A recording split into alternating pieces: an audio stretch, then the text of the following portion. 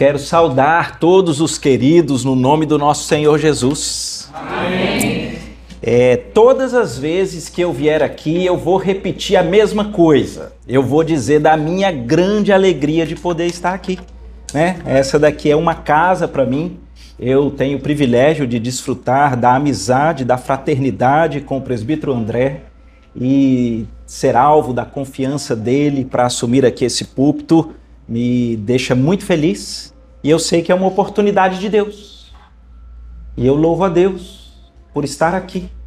E hoje é muito significativo, não é? Primeiro domingo do ano. É muito significativo. Então é interessante que o presbítero André começou aqui perguntando: e aí, você ainda está mantendo as suas promessas para o ano novo?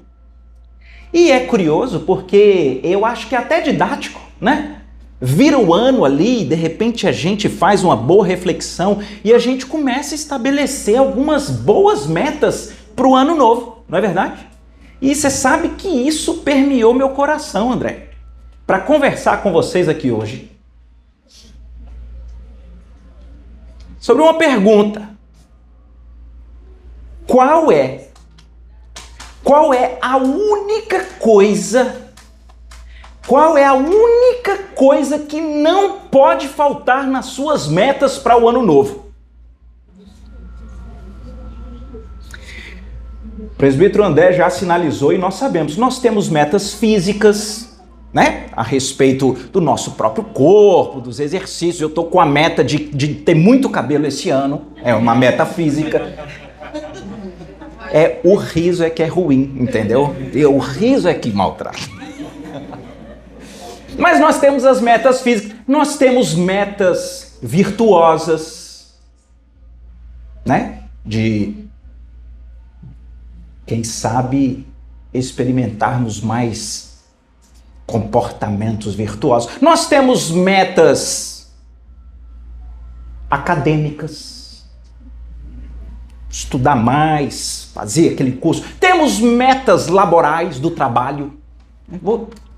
Temos metas espirituais, pois atenção, mas fica até o fim para você não brigar comigo.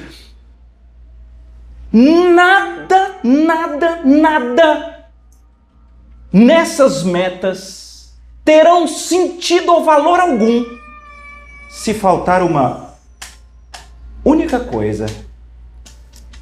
É por isso que essa é a minha pergunta. Qual é a única coisa que não pode faltar nas suas metas para o ano novo? O meu estilo normalmente é ir demorando e enrolando para responder só lá no final, mas alguns dizem que isso é uma maldade.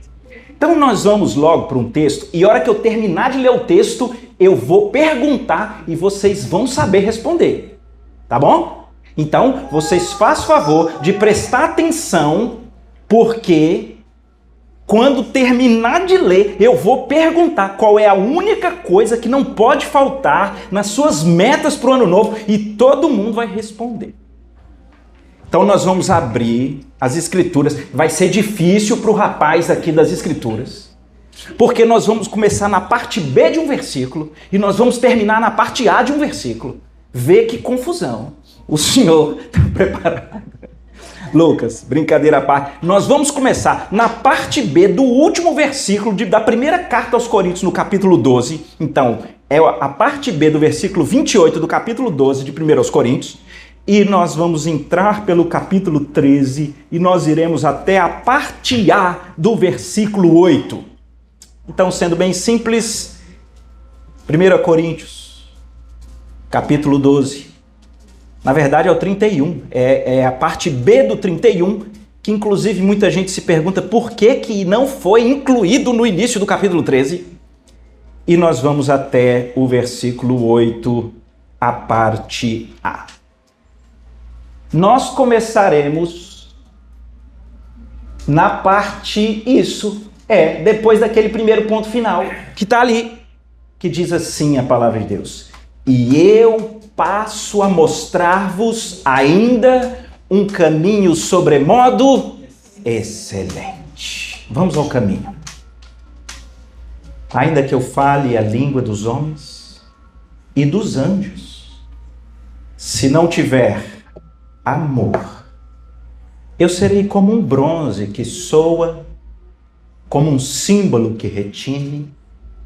Ainda que eu tenha o dom de profetizar e eu conheça todos os mistérios e toda a ciência, ainda que eu tenha tamanha fé, a ponto de transportar montes, se não tiver amor, nada serei. E ainda que eu distribua todos os meus bens entre os pobres, e ainda que eu entregue o meu próprio corpo para ser queimado, se não tiver amor, nada disso me aproveitará. O amor é paciente, é benigno, o amor não arde em ciúmes, não se ufana, não se ensoberbece, não se conduz inconvenientemente, não procura os seus interesses, não se exaspera, não se ressente do mal, não se alegra com a injustiça, mas regozija-se com a verdade. O amor tudo sofre, tudo crê, tudo espera, tudo suporta. O amor jamais acaba. Até aqui, eu queria fazer uma pergunta para os irmãos. Qual é a única coisa, agora olhando para esse texto, que não pode faltar nas suas metas para o novo ano? O amor. O amor.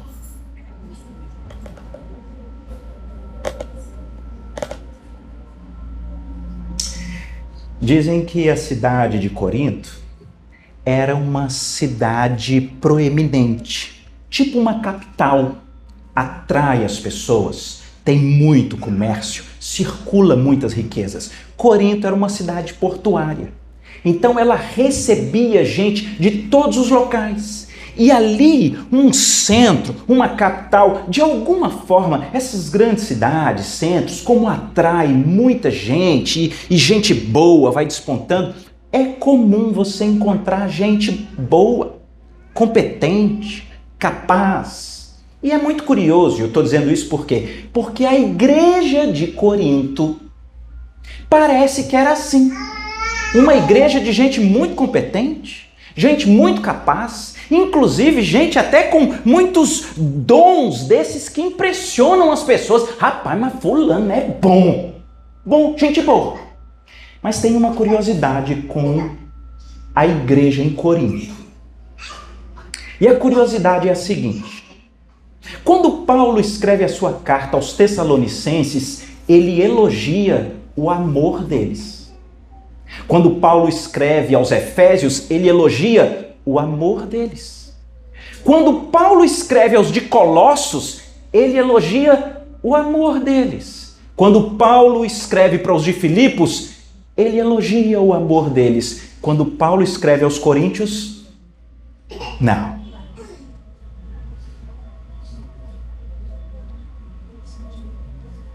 E talvez seja por isso que o Espírito levou o apóstolo Paulo a escrever de uma maneira tão profunda esse texto que nós acabamos de ler.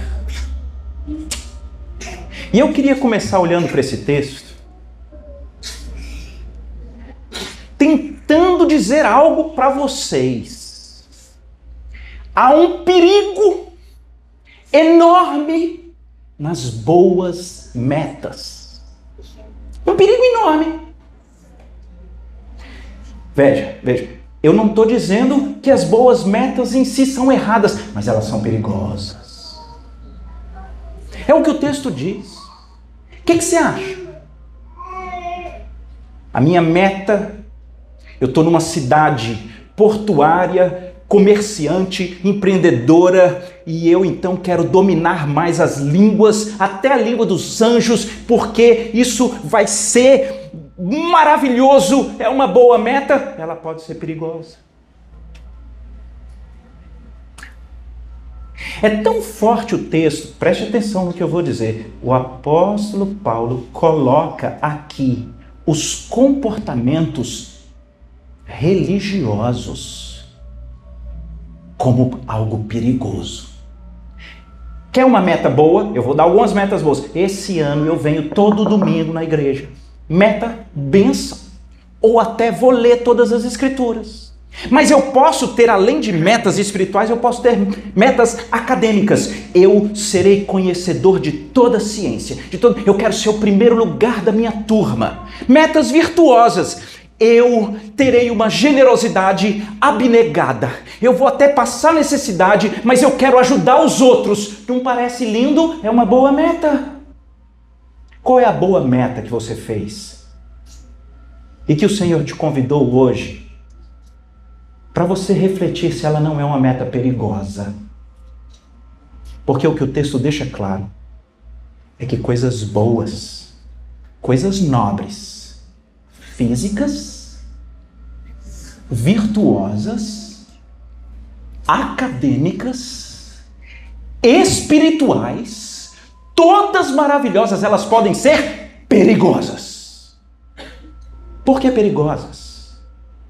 Porque elas se tornam um fim em si mesmo e elas são metas que você quer cumprir para você colocar o seu nome na história. São metas que você quer cumprir para que você então esteja melhor, para que você se garanta, para que você se resolva, para que você se sustente, para que você seja alguém. Metas boas, mas cujo motivo e o fundamento, ao final, são exteriores. E é para você. Elas são perigosas. Perigosas porque elas podem ser aplaudidas. Nossa, como você é poliglota, fala tantos idiomas. Nossa, vocês viram como você explica bem a palavra de Deus? Que dom maravilhoso, abençoa a minha vida. Nossa, como você é generoso, ajudou, puxa, do seu próprio dinheiro. Nossa, como você cresceu em conhecimento, sabe os mistérios e a ciência. Nossa, como você é virtuoso, a educação, como que a forma, a polidez. Nossa, como que a sua dedicação, o trabalho e o aplauso aqui, ó. E de repente o texto usa a seguinte expressão: tudo isso pode não valer de nada.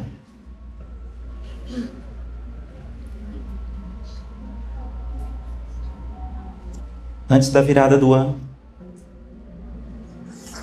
uma irmãzinha da própria igreja, eu até a conheço, mas eu nem sabia que tinha um WhatsApp dela. Ela compartilhou comigo uma mensagem das Escrituras de um pregador até já falecido, e era nesse texto: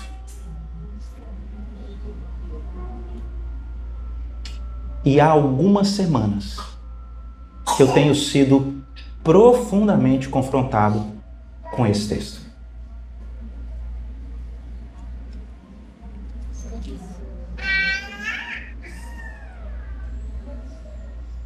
Há um perigo, queridos, de nós, com boas metas,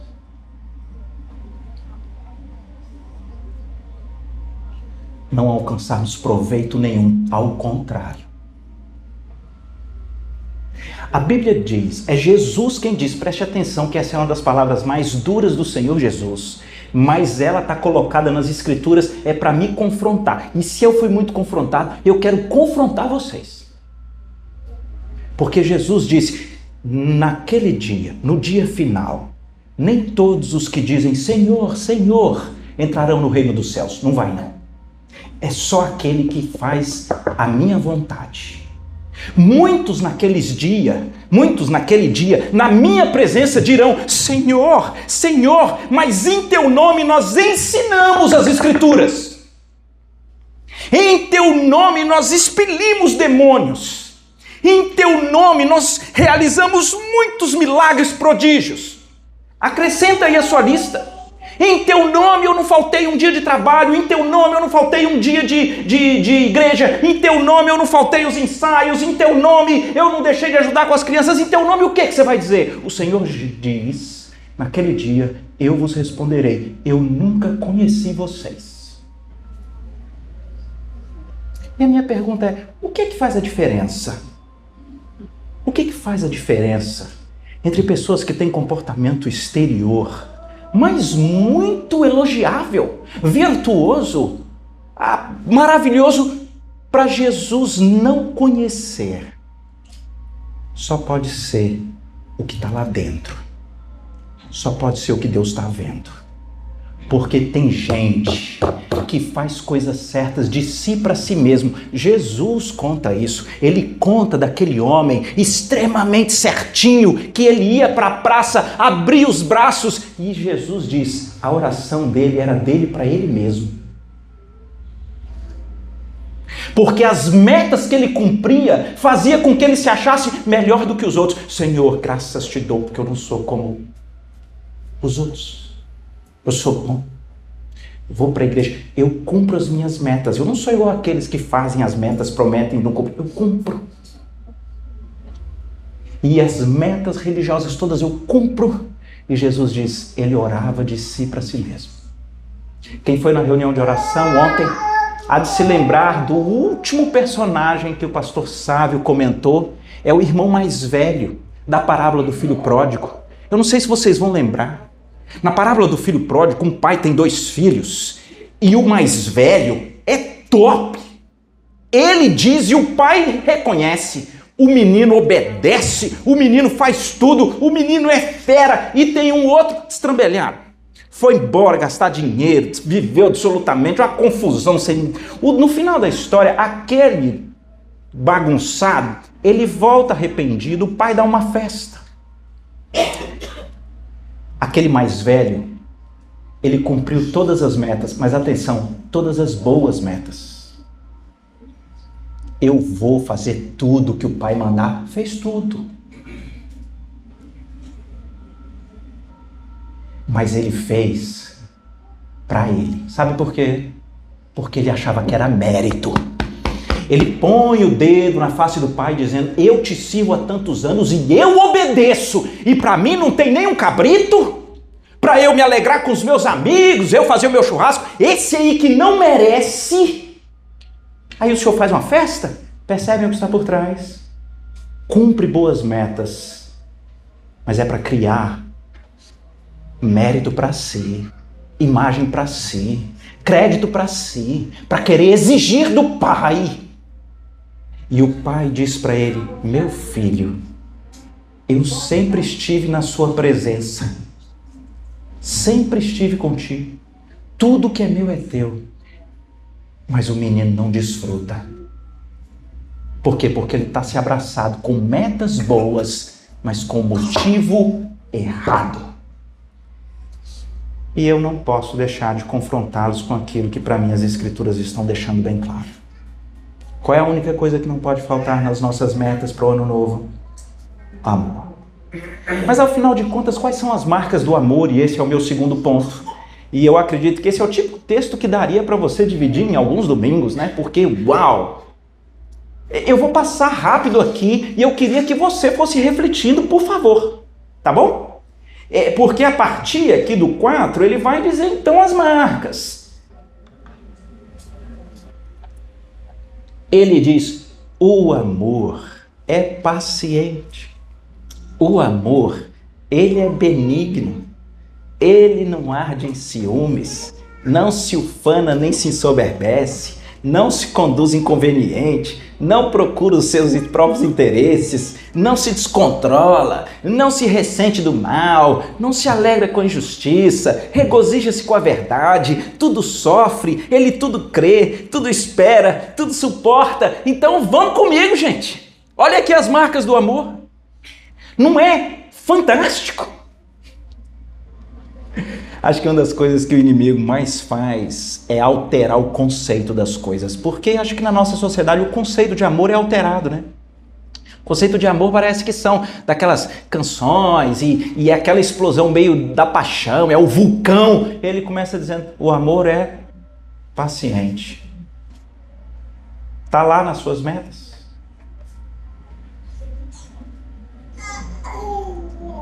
A palavra aqui traduzida por paciência é muito interessante, porque ela diz que é uma paciência perseverante. É muito legal. Eu olhei aqui, né, que eu gosto de olhar aqui no meu aplicativo essas palavras gregas interessantes, mas só um conceito aqui, é perseverar pacientemente e bravamente ao sofrer infortúnios e aborrecimentos.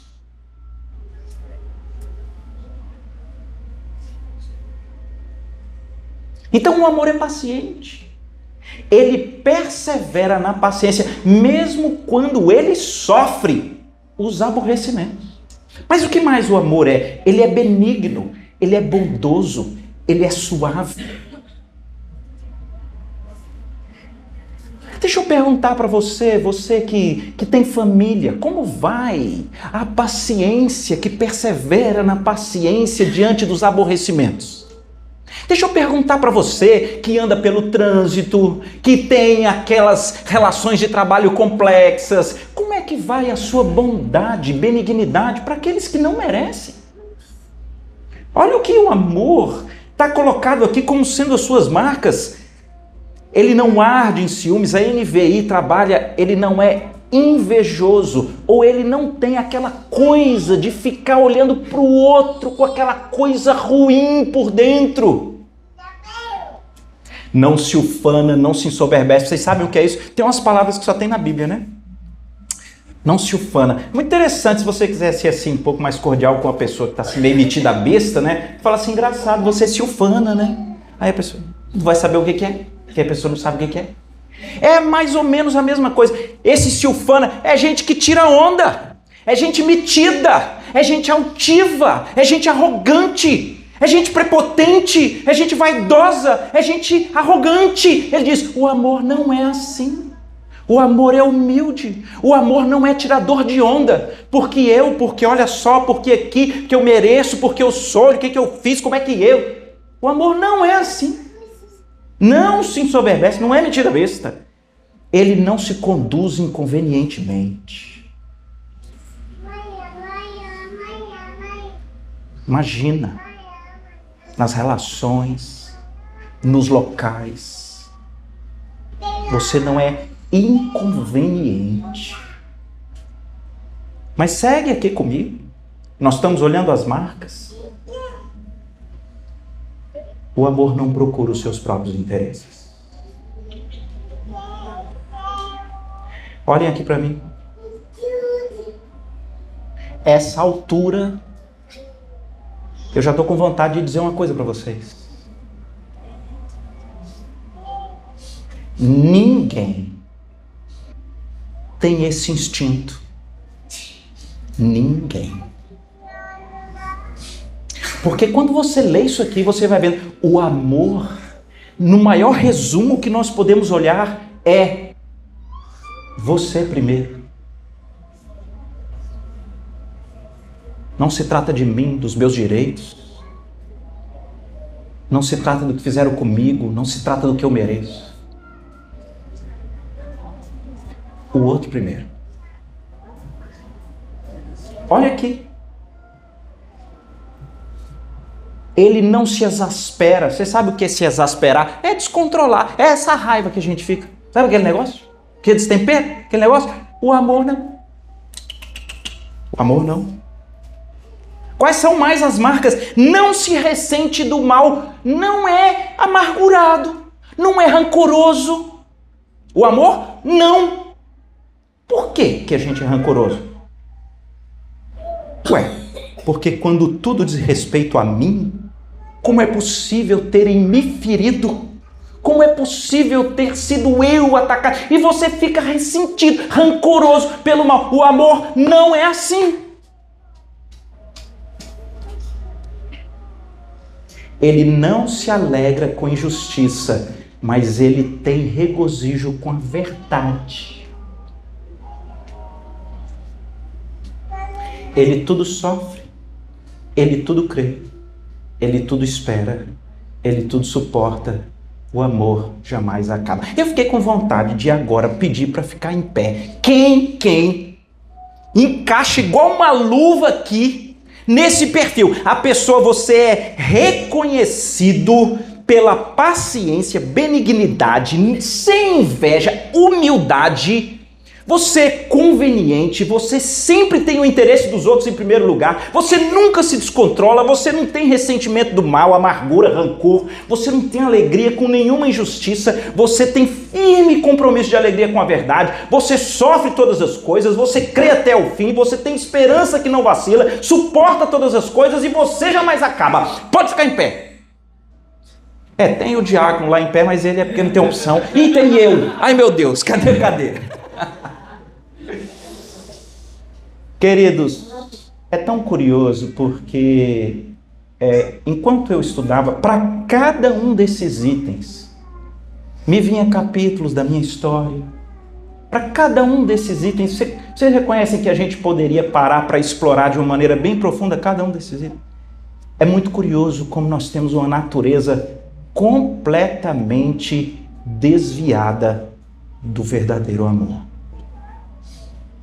A gente, hoje eu lembrei de um episódio que aconteceu lá em casa, porque a gente sempre lembra de muitos episódios que acontecem em casa, mas aí a gente não pode contar, porque é feio, né? Esse, ele é até feio, mas até dá pra contar, né? Até dá pra contar, porque não é assim? Tem uns a gente lembra mais aqui, ó. Tem uns bons anos, estava eu e minha senhora nos preparando para ir para uma cantata de Natal. Ela que me ajudou a lembrar dos detalhes. E aí, na cantata de Natal, lá na igreja, lá no Espinheiro, na Igreja das Graças, as mulheres iam lá com preto, com alguma coisa. Eu sei que os homens iam de terno preto. Terno preto. A gente tinha que chegar mais cedo e eu ia até um pouquinho mais cedo. Eu sei que eu fui lá e coloquei o meu terno o quê? Preto. Quando então eu saio, dou de cara com ela ali no quarto, né? Ela olha para mim e diz: querida, hoje os homens do coro têm que ir de terno preto. Eu digo: mas eu tô de terno preto. Ela disse: não.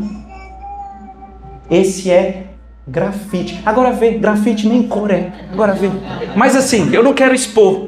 Não vou expor ela não. É grafite. Eu falei: grafite. Eu falei: é preto. Ela disse: não é não, querido. É grafite. E ela disse: e você tem um preto. Eu disse: esse é preto. Querido, é grafite. Só que aconteceu uma coisa muito ruim. Porque naquele momento que eu, já vestido, disse é preto, apareceram atrás de mim 2 cidadãozinhos que vivem lá em casa. Nossos filhos. Aí estão os 2, vendo o pai e a mãe discutir se a cor, qual é a cor. Aí eu falei: vem cá. Isso aqui é preto ou não é? Pode dizer que é preto. Falei: tá vendo, meu amor, é preto? Ela: não é. Como não é? Pega lá o outro, porque colocando junto você vai ver que não é preto. Eu falo: eu não preciso pôr nada perto de outra coisa para saber qual que é a cor. Não vou pegar. Mas não é preto? Eu digo: é preto. E os meninos aí eu falei: não é? Aí os meninos já não sabiam mais, porque a mãe estava dizendo que não era, e os meninos ficaram, olhavam para a mãe, olhavam para mim: é preto ou não é? Preto ou não é? Assim. E eu estava lembrando disso porque, assim, pode ser uma coisa bem simples dessa. Para algumas coisas virem à tona. Primeiro, eu não queria saber a verdade. Eu queria ganhar a discussão. Nós somos assim. A não ser que você seja bem diferente. É difícil um casal ter uma discussão e alguém está ali no fervor da discussão e para e fala assim: você abriu meus olhos, você está com a verdade e eu me alegro com a verdade? Eu não me regozijo com a injustiça de jeito nenhum? Estou super feliz. Não é o nosso instinto. E nós fomos até o fim. E vocês estão vendo esse terno aqui? É óbvio que não é, né, gente? Eu não ia vir para dividir a igreja, né? Porque eu sei que os meninos iam ficar do meu lado, eu sei. As mulheres, elas têm um tal de um grafite, eu nunca nem ouvi falar. As mulheres... Mas é muito engraçado porque nós fomos até o fim naquela disputa e os meninos ficaram curiosos. Eles se lembram da grande discussão do pai e da mãe. Era sobre a cor preta ou não do terno que eu estava vestido. Porque a paciência foi embora. Não tem benignidade e suavidade. Você não quer saber o que é certo. Você quer ganhar. Você se exaspera, você se descontrola. É impressionante como é um retrato oposto do que temos aqui. Tem uma coisa esquisita. E nós podemos fazer isso com a vida e com tudo. Com metas físicas, metas virtuosas, metas acadêmicas e metas espirituais. Elas podem ser de nós para nós mesmos, para nós sermos vistos pelos homens, a fim de que nós tenhamos mérito para querer exigir alguma coisa de Deus e para que a gente seja dono da verdade, para que a gente receba aplauso, e isso o texto diz que não vale nada. Agora, Roberto, você me deixou numa situação difícil, porque você já disse que as boas metas não valem nada. E agora que você passeou pelas marcas do amor, eu estou percebendo também que eu não vou dar conta, não. E aí eu queria ir para a parte final, para conversar com você sobre um enigma do texto, né?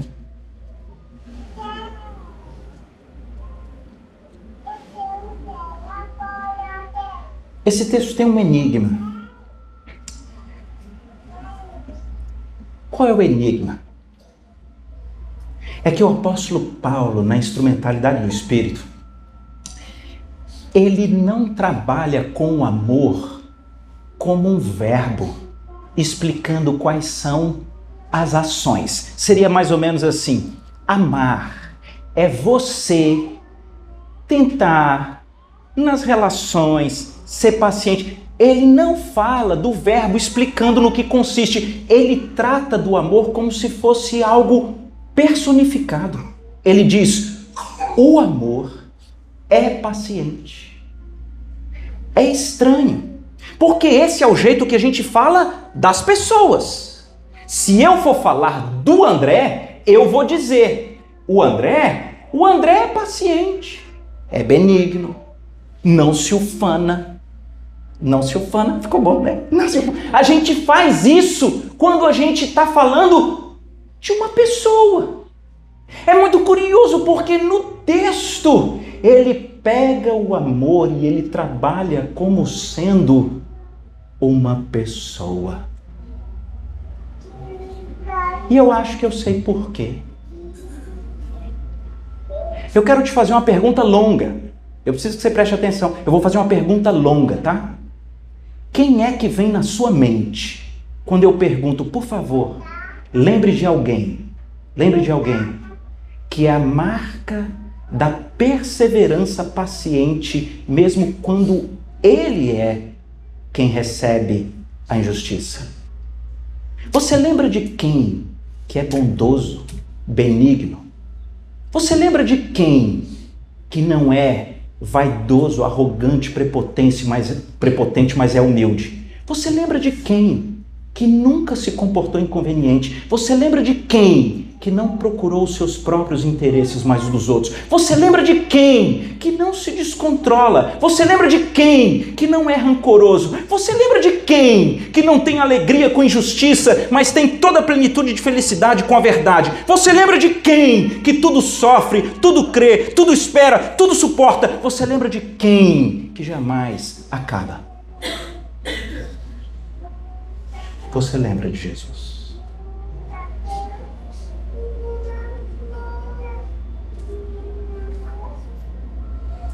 Você lembra de Jesus.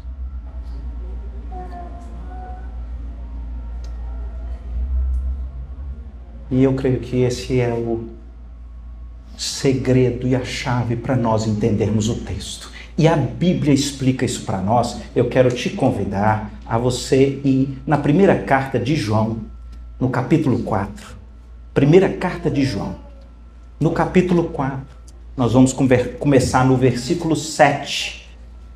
Porque eu creio que se você prestar atenção aqui, você vai conseguir fechar com o enigma e nós sairemos com uma resposta muito mais completa sobre qual é a única coisa que não pode faltar nas nossas metas para o ano novo. Primeira carta de João, capítulo 4, a partir do versículo 7, diz assim: Amados, amemo-nos uns aos outros. Sabe por quê? Porque o amor procede de Deus. E todo aquele que ama, ele é nascido de Deus. E ele conhece a Deus. Aquele que não ama, não conhece a Deus. Sabe por quê? Porque Deus é amor. Nisto, vamos explicar isso aqui. Nisto se manifestou o amor de Deus em nós, em haver Deus enviado o seu Filho unigênito ao mundo, para vivermos por meio dele. Então, nisto consiste o amor, não em que nós tenhamos amado a Deus, mas em que Ele nos amou e enviou o seu Filho como propiciação pelos nossos pecados. Terminemos no 11. Amados, se Deus de tal maneira nos amou, devemos nós também amar uns aos outros. O amor é o próprio Deus.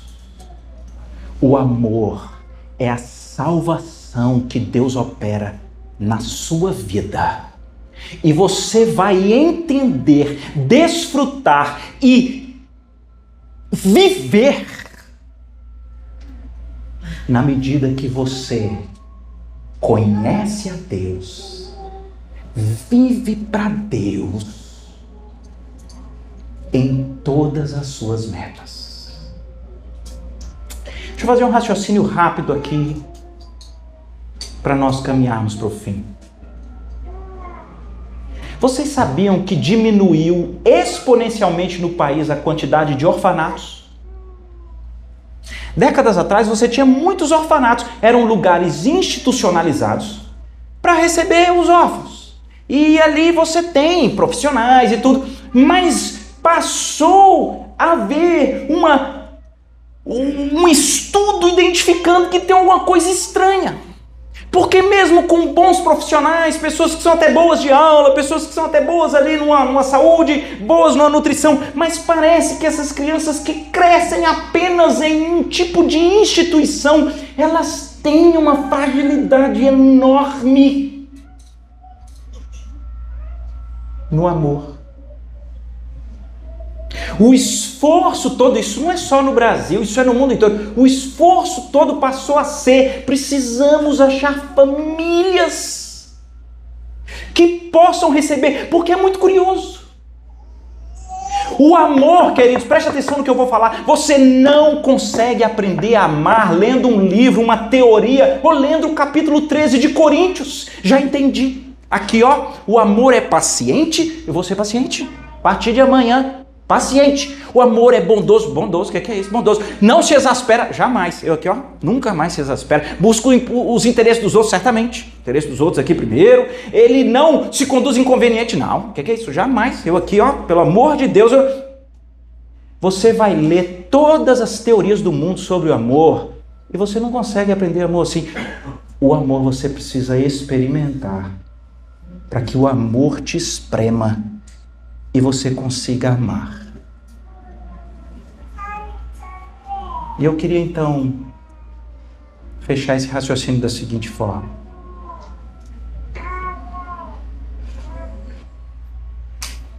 Talvez você, nas relações humanas, pode não ter recebido, de uma maneira assim muito especial, como é o desejável. Talvez você não experimentou o recebimento desse amor que confronta, que consola, que exorta, mas que acolhe. Pode ser, mas deixa eu dizer um segredo para você. Quando você entrega a sua vida ao Senhor Jesus, quando você tem um encontro verdadeiro com o próprio Deus, você encontra um relacionamento que vai gerar em você o transbordar do verdadeiro amor. Quando você entende que Jesus já deveria ter desistido de você há muito tempo, mas ele persevera em paciência, mesmo ele sendo aquele que só sofreu na cruz por você, você vai dizer: o que é isso que Jesus fez por mim? Quando você perceber que era Jesus que tinha toda a condição de se descontrolar, de buscar os interesses dele, mas ele se esvazia, ele se humilha, ele não passa na sua cara, ao contrário, ele vai até a cruz como maldito para que você tenha vida. Você é atropelado pelo amor. Quando você entende que era Jesus que poderia ser cheio de autopromoção, porque ele é o eterno, ele é o todo-poderoso, mas ele não faz isso, ao contrário. Ele se alegra em ver você resgatado das garras do inferno. Quando você percebe a obra de Cristo, a vida de Cristo, a cruz de Cristo e esse plano de amor, quando você se deleita nisso, quando você estuda isso diariamente, quando você é alimentado, você começa a fluir o verdadeiro amor. Porque esse mesmo capítulo 4, que mais à frente vai dizer: nós só amamos porque ele nos amou primeiro. Em outras palavras, se a única coisa que não pode faltar nas suas metas para o ano novo é o amor, o enigma e o segredo do texto é que você só vai conseguir cumprir toda e qualquer meta em amor quando você tiver uma vida genuína, diária, que se deleita, que se deslumbra naquilo que Jesus fez por você. E você vai revelar em todas as áreas. Você pode fisicamente cuidar para a glória do Deus que te deu a vida e o corpo. Você pode buscar as virtudes, o conhecimento, o primeiro lugar acadêmico, mas não é para você escrever o seu nome na história, nem requerer nada de Deus. É uma resposta para aquele que te amou e mudou sua eternidade. Você pode vir todos os domingos para a igreja, põe o seu nome para servir, não precisa ser em holofote. Você quer fazer qualquer coisa, está envolvido nos ministérios, você abre um PG na sua casa, você lê a Bíblia com alguém no seu trabalho, mas não é para ter mérito, para querer qualquer coisa, é porque você foi atropelado pelo maior amor que conceitua o próprio amor, que é o próprio Deus. E quando isso acontecer, deixa eu te dizer uma coisa, você vai ter uma fonte inesgotável. Quando as pessoas não merecerem a bondade, você tem bondade para dar. Sabe por quê? Sabe por quê? Porque o seu combustível é o Senhor que enche. Quando as pessoas merecerem ira, descontrole, é que você não vai ter nada disso, você não vai ter inveja, você vai seguir todas aquelas marcas, sabe por quê? Porque quem enche o seu combustível é o Senhor Jesus diariamente na sua vida. Que o Senhor aplique a sua palavra, fazendo com que a gente recheie todas aquelas boas metas, mas com um asterisco. Todas têm um asterisco. E lá embaixo, o asterisco vai dizer: essas metas só fazem sentido se elas forem experimentadas na minha vida com uma manifestação do verdadeiro e genuíno amor que tem nome, é Jesus. Queria pedir, meu amigo, presbítero André, para pedir ao pessoal, eu queria chamar aqui à frente a minha esposa e a minha filha. Pode parecer um pouco estranho, mas eu quero cantar